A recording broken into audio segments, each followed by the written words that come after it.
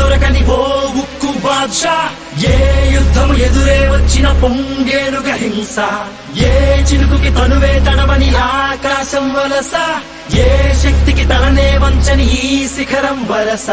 ఈ ఒక్కడు రా చీకటిలో నాటిన దీనుల రక్ష, ఓ మిత్రుడికే ఇచ్చిన మాటకు బహుశా ఆ సత్తువకే తోడు